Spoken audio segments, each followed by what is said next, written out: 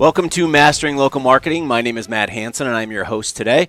And Jim is on vacation this week. He decided that when we were going to get some snow, he decided to go probably somewhere warm. But I am here with Mont Handley today, and Mont is one of my favorite people, just to hear the stories of things that he has done in the past. Everything that we talk about here is about marketing, but in relation to you, I wanted to kind of go back into your history and where you are today, and how you've listened to both the customer and an industry, which has led you down a really interesting path. You're probably tired of talking about it, but we love talking about it here.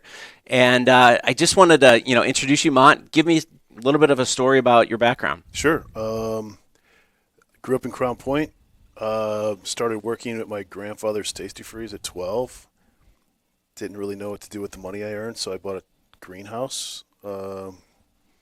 It was just something I really liked, had a passion for. Don't ask me why. Wasn't involved in any kind of family business that had greenhouses. I just thought it would be kind of cool. So, fast forward, I graduate from college and I start managing 5 locations of a retail nursery, greenhouse, Frank's Nursery and Crafts in the area. And just really kind of love that industry. And during that time period, I had a brainstorm of a product idea, a replacement for Canadian sphagnum peat, which is something that's actually from a natural resource that represents only 3% of the Earth's land surface, peat bogs, but they sequester a third of all the carbons. So as we're exploiting this resource, we're actually destroying the planet's ability to heal itself from too much carbon in the atmosphere. So going back, right, you bought a greenhouse. You said this is a good idea. And how old were you? 12. 12, right? So normal 12-year-old, right? Yes. So you bought a greenhouse. You worked in a nursery. What was kind of the passion behind the nursery type? I just like the idea of I could actually physically see the things growing. I could, my effort, my work could be, almost like a visual representation of the effort, you know? And so I just like the fact that I could grow things from seed or cuttings and turn around and sell them for way more than I put into it. Right. So it's kind of symbolic of your entire career, right? Get started with seeds and growing and so forth. So let's go back to the startup, right? Sure. So PittMoss and all this carbon and all these issues that we have out there. And we don't want to get into the technical side of it, but to understand it, right? So how did you get into that area? Was there a news report that you saw, some kind of research you were doing? The very first memory I have about specifically that product was I was delivering truckloads of Canadian sphagnum peat moss at my locations, my store locations. And I was like, you know what? Where does this come from? What is it? So I started to do a little research. And back then, there was no internet. I mean, this was pre-internet days. Right. So I'd actually go to a library and I'd pull up the microfiche or things like that. And I found an article. It was a Sierra Magazine article. The Sierra Magazine's like the magazine of the Sierra Club. And it talked about how peat bogs were such an important element in the balance of the planet. Okay. And from that point on, you went, okay, I need to do something. Yeah. My thought was I wanted to be an entrepreneur. I had no idea about what product it would be. I knew I wanted to be an entrepreneur. And when this idea started to filter in about sphagnum peat moss, the first idea was someone should come up with an alternative. Well, you said me, right? I could come up with an alternative. There you so go. It was just a search for what we could use. Okay. So when you went down that search for what you could use, obviously you tried a bunch of different materials. Was there a partner or somebody that kind of influenced you along the way? No, there was about a 3-year period where I was sort of doing kitchen table experiments. When I moved out into my first apartment, my mom gave me a hand-me-down Cuisinart food processor. Don't know many people who are 24 years old and whipping up things in a Cuisinart, right. But so I started blending up soils, and I would mix, paper or cardboard or whatever, and a bunch of organic additives. And then I'd put it on the kitchen counter, or the windowsill rather, and put some seeds in it. And, a few days later, it might come back to like a 3 inches of mold growth, Right. I'd walk into my hallway in the apartment complex and I'd smell something way before I got into my apartment, and I knew that wasn't the answer. So, It wasn't your cooking, right? no, my cooking's actually pretty good. There You you can go. tell from my. So, all right. So you started this new company, and what was it called? At the first part, it was called New Peat, New Peat. Nupeat, Okay. and from that, there's a association, kind of like the OPEC of Canadian sphagnum peat moss, Okay. the Canadian Sphagnum Peat Moss Association, and I got a really threatening letter from the president of the association that if I used the word peat in any of my products, they would sue me into oblivion. Paraphrasing that, but Right. that's pretty much what it said. Wow. Those are fun to get. Right? Well, my thought was, oh, they're scared of me. Right. This is awesome. Exactly. So you've triggered something here, right? They've noticed you. You're onto something. You're solving a problem. So then you get this letter, basically says do not put Pete in the name, Yeah. and you said I need to create a new name, right? Sure. So you go down that process, and which is always fun, right? Because you've established yourself in one area, and now you get the message. So where did that go? So I realized that the name was not as important as actually the physical property. So I worked on just improving the product. I went through and got a small business innovation research grant from SBIR, from the EPA. Did side-by-side research analysis down at Purdue in the greenhouses in West Lafayette. And I remember the researchers saying one day when I walked in the greenhouse, "You're going to be rich. This is great." And I'm like, "Fantastic. Where's Right. my Bentley and beach house?" So, from there, then it got to be serious. Okay, time to have packaging, time to have a name. So we went back to the drawing table. By this time, I'd already transferred out to Pittsburgh because I took a job with as a national sales director for the tourism office out there. And so I had two co-founders were sitting around a table, and the idea was, well, they never said that we couldn't use the word moss. It's peat moss. Right. So I said, well, there's Spanish moss, there's Irish moss, and somebody said, what about Pittsburgh moss? And my other co-founder was like, what about PittMoss, famous university in Pittsburgh, Pitt. Right. So PittMoss it was, and we just stopped right there. We're like, we will never do anything better than this. That's better than Mont Moss, right? Well, it could have been Hoosier moss. It could have been Region Rat moss. It could have been, but I couldn't find any resources to help me build the plant out here. Yeah, So. that's funny. So I know, you served in the military, just to give a little bit of background, and that helped you with a variety of things as you went through in launching this, right? A lot of structure and those types of things. But you got a phone call at one point, didn't you? Yeah, I think you're probably talking about the call for Shark Tank. I am. So yeah, we're just doing our thing. There was an association based in Pittsburgh that had done an article about us, and it was like their front page article, the National Association of Veteran-Owned Businesses, and it was a really complimentary article. They said, hey, most of our veterans are opening up bars and things like that. They don't really aren't offering planet-saving peat alternatives, So it was like, okay, cool. So from that, the Small Business Administration in Pittsburgh said, hey, we recently got an email from Shark Tank. They're looking for veteran-owned businesses to feature on their next season for a veteran special. And I was like, can we recommend you? Yeah, that would be awesome. Right. Yeah, I think everybody wants to get that call at some point, right? Yeah, sure. But the guys I was working with at that time, they're so grounded. They were like, okay, sure, you're going to get on Shark Tank. Absolutely. Yeah, this is a good strategy. Right.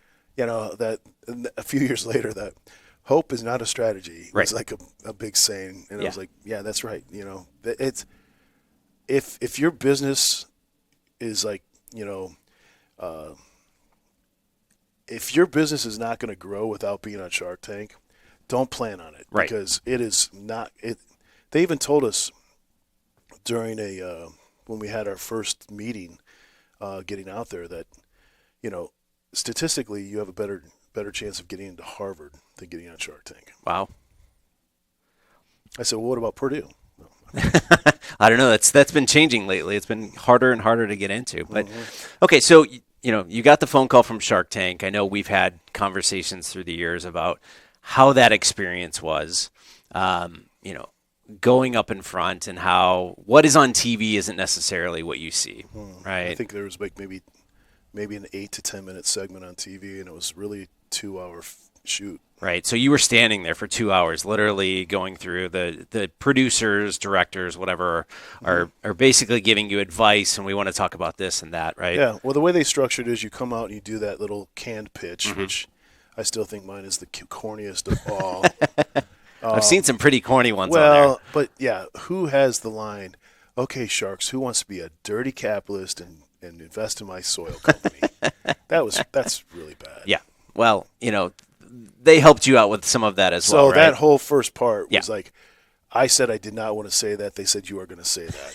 So producers, that part is Right. their baby. The rest of it is just banter back and forth and that is very comfortable. And that is what I feel after raising money now, is how fundraising happens. Right. One of the criticism I've always had with the pitch competition is it's always done on stage. And so you have to factor in not just being an entrepreneur, not just offering a compelling business thesis, but now you have to like entertain. Right. Yeah, you can't be boring on TV, right? Well, I don't know. I mean, you can. No one's going to watch, right? But yeah. But I mean, my thought is you're just there with 5 other people talking about your business. Yeah, and Shark Tank, everybody sees the glitz and glamour on TV. But as you said, it was a 2-hour experience. There was a lot of conversation that's going on. But the reason that I wanted to kind of bring you on today is that has kind of led you down a path. You deal a lot with entrepreneurs. You deal a lot with fundraising. You know the ins and outs of how to find funding, whether you're at a seed round or all the way up, right? There's a variety of money that is out there, and there's a variety of opportunities. Before we came on today, you were talking about money that is out there to help some local businesses and different things that they're doing that you're working with some local agencies on. After coming off of Shark Tank, I know you went through a whole thing with PittMoss and all of that, but it has led you down a path of really starting to understand the ecosystem of what's out there for entrepreneurs. And we talk with small businesses that maybe they've got an idea, maybe they're already off and running and they're doing something, but there are opportunities out there that most people don't understand. And one of them that I see a lot of is I didn't realize how integrated a university system is into this process. Can you explain a little bit on that? Absolutely. Again, back in the early 90s, very little of this was happening. You had a gentleman at Berkeley, and I think he also taught at Stanford for a while, who came up with this idea of an educational program called Lean Startup. And that just exploded across the whole industry, the university industry or universe. So you have more and more of these university-based incubators, accelerators, really helping people learn, one, how to commercialize their product, which is what we specialize here. But then also, how to begin the process of raising money, formulating your company, all those important things, and protecting your intellectual property as well. Right.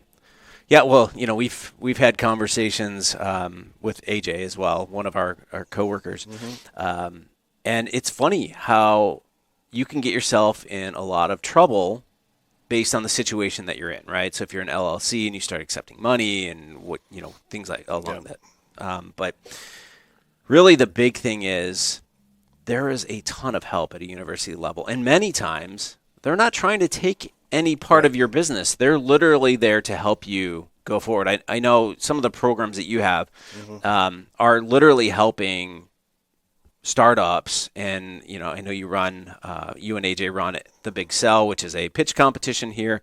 Talk to me a little bit about programs like that. Yeah. Well, so obviously the Big Sell is a pitch competition, and I think when AJ and I took it over the year before, I actually saw it. It was at the Radisson Ballroom. That's now like a open parking lot. Yeah, it's an empty lot at this point. But it probably was the best thing for the competition itself, because now there was never any kind of like in sales you prospect and then you qualify. Okay, so before AJ and I took that program over, I don't believe anybody was ever qualified. They were just like, you can go ahead and pitch. Yeah. And I sat through some really bizarre pitches. So we actually qualify it by having people put in a 2-minute video submission. And now you go to any kind of pitch competition, they're all doing video submissions. And that's actually, I got that idea from going on Shark Tank. They wanted us to send in a video submission. When we sent in our video submission, one of the casting directors called me and said, Mont, do you mind reshooting this? Just give us a brief, and please don't use the words sphagnum or sequester, Okay. Okay, gotcha. Gotcha. Yeah. I don't, third grade. Yeah. Third grade level. Yeah, exactly. Yeah. So this is also providing new skill sets for entrepreneurs. Like, I need to submit a marketing piece. I'm not going to try and fit in a 6-minute pitch in a 2-minute video. Never works. Right. Give us the marketing story. Why should we care? Yes. So another new skill set. So in this one competition, you have to do a video submission. We get, 30, 40, 50, depending on the year. And we only take in 10 finalists, and then they pitch in this room to 3 judges, and the judges have the final say on who they give the top 3 prizes to. Right. So you have developed some great skills, and I guess also from my Shark Tank experience, I believe you have to have a pitch. And as you know, I think you know this, a pitch is just really the summary of an entire business thesis, a business plan that you have to know, because those judges are going to say, well, sounds interesting, but what is your potential, who's your competitor? What is the size of the market? You better know that. Right. And that's really kind of, when we talk about the pitch, everybody loves the creative side of the pitch. They get really excited to tell their story. It's that 2-minute, real quick. I found a need. Here's where we've gone. Here's our growth. Here's where we're heading. A lot of people struggle with the financial side of it, right? Nobody really gets into that. But, the fun part is telling your story. And as marketers, we're storytellers, and that's what we need to realize, right? So you've got to get that hook. Why am I here? This is what we're doing. Here's how we're growing. My business is worth $500 million. I've sold nothing yet, right? We've all heard those Shark Tank stories. But okay, so let's flip the script here, because I want to keep within time of where we're typically at. You took all of these ideas, you took all of these things that you pulled from Shark Tank and all the companies that you've dealt with here at the university, and all of these different funding opportunities, and you said, you're still part of PittMoss, right? So the guys they're running it, and you sit on the board and everything. But you said, I've got another idea. I've got something, and it's really interesting to me where you went with this. You stayed in the same ag space, but you went into more ag tech and integrating that. So explain to me what Plantennas is. Yeah. So, backstory on that was being around Western Pennsylvania, Eastern Ohio, trying to sell PittMoss into commercial greenhouses. I kept seeing a trend over and over again. I never saw any 20-year-old greenhouse operators or greenhouse owners. It was 60, 70, 80-year-olds. You ask, You have any younger family members wanting to take over this multi-million-dollar family business? No, it's too hard. Yeah. Too much, physical labor. Profits aren't what they used to be. Mm-hmm. And I, over a series of maybe 5-6 times of hearing this, I'm like, there's a trend here, and this is solvable with automation, Mm-hmm. robotics.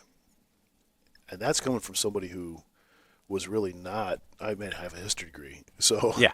I'm not super technical. I'm not STEM at all. But I recognized something right away. And my thought on that was, just like Elon Musk runs a manufacturing plant that uses robotics, every part that comes down the assembly line has to have a unit level sensor. Mm-hmm. The robot can scan it, knows exactly what that is, knows exactly where to put it into the car. Okay. Right. Yeah, it's eliminating jobs for humans, but it's an efficient system. Mm-hmm. Now, in the case of the greenhouse operators and nurseries, they can't find enough laborers to do this stuff. And it's seasonal. You have about 80% of your revenues falling within Easter weekend to Father's Day weekend. Mm-hmm. You're not going to survive on a seasonal job that only lasts for that period of time, and then you're laid off the rest of the time. Right.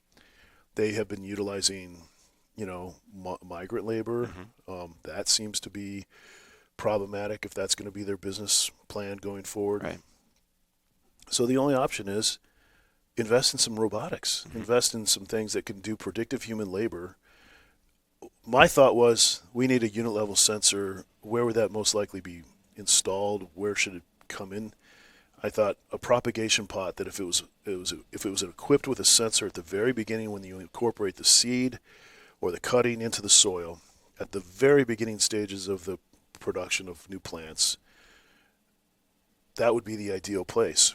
And people say, well, there's tags and there's, stickers you can put on. The greenhouse environment is one of the worst on the planet. Right. It's hot, it's steamy, it's wet. I mean, you walk into a greenhouse facility, there's tags all over the floor. So anything that's just stuck in the soil, it's going to get separated. Right. So we created a product that is a sensor tag with a hole in the middle. It's a donut, essentially. Mm-hmm. The taproot will grow through it and will be collared by the tag. The biodegradable pot will disappear. That plant will always have a sensor tag to it then. And so from its entire life cycle, whether that's going to be a berry producing plant or a tomato producing plant, it will always be scannable. So if you're looking to track where tomatoes come from, every time a robot harvester harvests that plant, it can also scan the tag. This is plant number 67 in rows 3. Right. So essentially what you have is a hole. The roots grow through the hole of this tag, and it's almost like we'll call it a belt for the plant, right? And then it's a bracelet. It's a bracelet, right? Which is trackable tag. Depending upon if it's RFID or NFC, based on distance, a robot can go by there within a set number of feet and scan everything that is in that area. Yeah. So that's on the commercial side, but on the local side, on the more retail, maybe somebody at home, you can actually use the mobile app that you guys are developing and scan it and take all of that in. So all of this information comes in. It basically goes up to the cloud, right? And you've kind of talked about it. So you've given it a new term for which I love. We took the URL, but I hesitate in saying because we found out that there is actually a trademark. Okay. But we're watching it because they have a maintenance fee due in June of this year, and if they don't pay it, we're jumping on it. All right. So we'll just say that there is this. Yeah. This a really cloud, incredible good name. Yes. Really great name. So, okay. So currently you've got product. You're ready to start selling. The app is being developed by, I believe, somebody else that was on Shark Tank as well. Abesh with Flora sensors. Mm-hmm. Yeah. So, and I've seen kind of preliminary. He's also from Munster, by the way. Is he really? Yeah. Okay, great. So another close. But so you have all of this, and you're getting ready, right? And you're excited. This thing is going to be put out there, and it's revolutionary, right? So it's basically the way you've looked at this is anyone can use it in any capacity, right? So somebody that's local can use it just to kind of monitor their own little greenhouse, but then commercial developers can do all kinds of huge things with it and tracking and all this other stuff. Where do you see this thing in 5-10 years? The retail version, in 5 to 10 years, I hope to have established some commercial customers by then. I really do feel like our biggest problem there is these folks have been on this traditional, labor-focused business plan, and we're trying to show them that, hey, you could save a lot of money from labor costs since you can't find laborers anyway, but the idea of investing in a $30,000 robot scares these guys a little bit. Right. So it's a very old-fashioned industry. Right. Very hard to change. So we transitioned over to the retail product for a very high value crop, which I don't think we can say at a Purdue radio station. But it's a high value crop that in certain states around the country it's legal, in certain states it's not. In their state it's not. Gotcha. So in those states, people who want to grow these plants, they can legally grow, I think, between 6 and 10, depending on the state. Right. And so we have a package of six Plantennas. They are censored with near-field communication tags. You can actually, anybody who has a phone has near-field communication capacities on their phone. You can download our app. It will scan and go directly up into a cloud. We're calling it the plant registry right now. Another name for it in the future. But what you can do there is anything you can do on Ancestry.com, you can do it on our plant registry. Right. So you want to take pictures and put up there? Fine. Do you want to test the genetics to make sure that the strain that you bought was actually the strain that you bought? Or is it like did someone defraud you? Right. And you're buying plants off the street again. Absolutely. Yeah. Or if you planted a bunch of seeds that say, hey, this was from this strain. The other, opportunity for us to create some revenue on that site is pretty revolutionary. We can incorporate AI in recommendations on crossbreeding, so that we feel like the AI can say this strain and this strain will give you this level of THC. Right. Now on the other side, this is not strictly for that product. Of course. You're just saying that there's a huge opportunity. Huge opportunity. But this is also for amateur crossbreeders, flowers, for new varieties of plants. A lot of people don't know this, but a lot of your listeners probably enjoy a little plate of avocado toast in the morning. I cannot look at an avocado without thinking about you at this point. Really? Yeah, because you shared the story of the Haas avocado. Yeah. It's 90% of the avocado market right now in North America is the Haas avocado. So those that don't know, the Haas avocado, I believe, and correct me if I'm wrong, but it started from a postman that grew an avocado tree. I'm assuming it's a tree, right? Right. In his front yard. His kids brought in the avocados and said it was a unique flavor. And then all of the avocados that the United States now sells go back to that one single tree. Exactly. And that tree doesn't exist anymore. It died, I think, in the 70s. But every tree comes from that. It's called a clone. So when you're crossbreeding, you're actually growing, two varieties to get to seed. Every seed on that plant is going to be unique. And so obviously someone had grown a unique seed, actually sold it to this postman to be a root cutting, because he was actually doing some grafting, which is another way of, doing cross-pollination stuff. The cutting didn't take, so he actually grew the original root system that they thought was just not worthy of growing any plants. That actually is the one that is the Haas. Right. So it's very strange. And this is billions of dollars every year now. Right. Billions of dollars coming from that one thing that postman grew in his yard. So what we're saying is using Plantennas and figuring out your new strain. Being an amateur cross-pollinator, right? You could like come up with like and there's going to be opportunities for this because so many people are getting away from genetically modified produce. They don't want it. There's a lot of opportunities to cross-pollinate heritage varieties of apples, any kind of produce. Right. So there's all kinds of stuff like that. And then really I kind of like learned about all this through the floral culture industry. Every year people are like paid, very large sums of money. The few years ago, the knockout rose became a huge hit. Everyone was buying the knockout rose. That was the result of a cross-pollination. So tomorrow's Valentine's Day. What do we have what do I need to go look for today? I mean, that's also a big area. Roses are also something that are cross-pollinated quite a lot. So this is, I think it's going to be big in that, industry that is forbidden in the state of Indiana at this point. But I also think there's opportunities for amateur crossbreeders in this. And it's just one of our little potential markets. Right. There's many that you can go toward. Yeah. All right, so to wrap things up, if you were talking to somebody that's out there that has a small business, maybe has an idea of something that they want to do, is looking to get funding, what are some of the recommendations you'd make? Yeah. We have our 6-step process here at Purdue Northwest CMAC.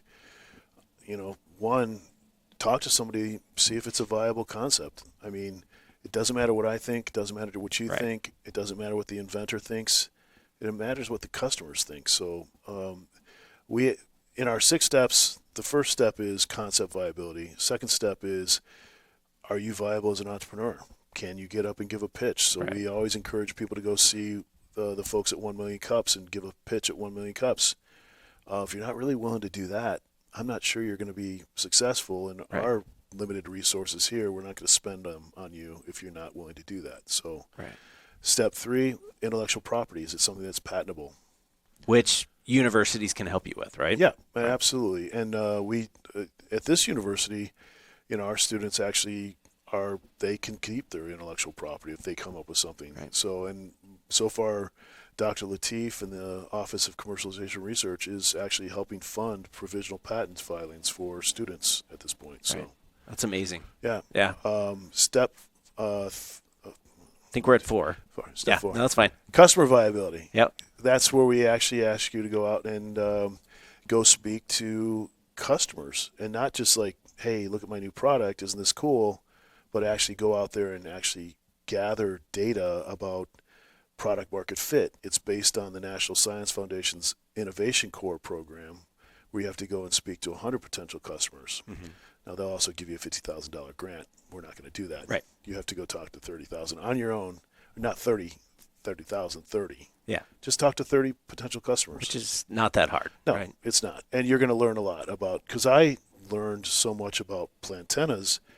One of the first people we spoke to was an attorney in San Diego who was in the cannabis space, also a PhD in botany, and he said, I see this as a great opportunity for a anti-infringement device for patented plants.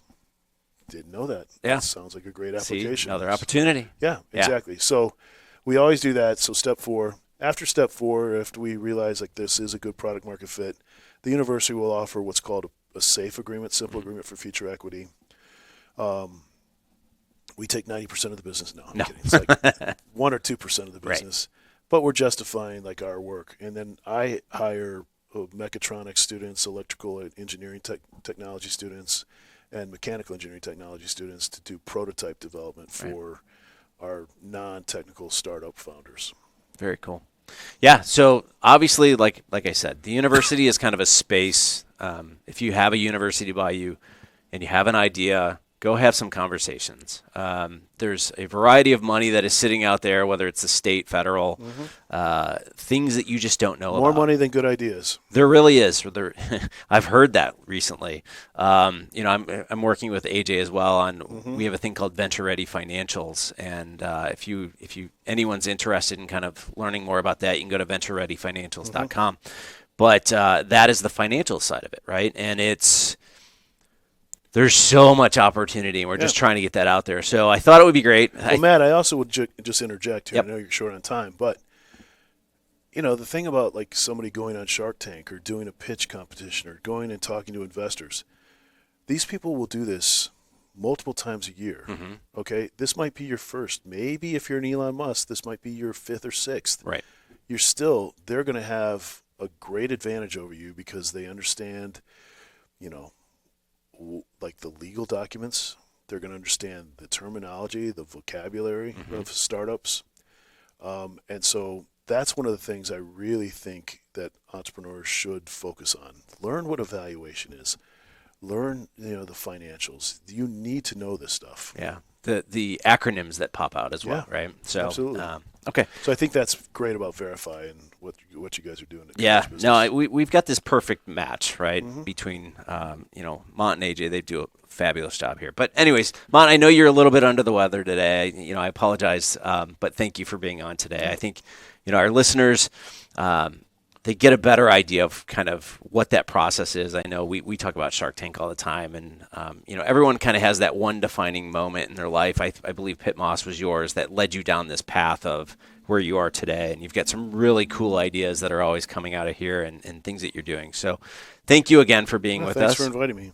And for those of you out there, make sure that you subscribe, and we will see you next time.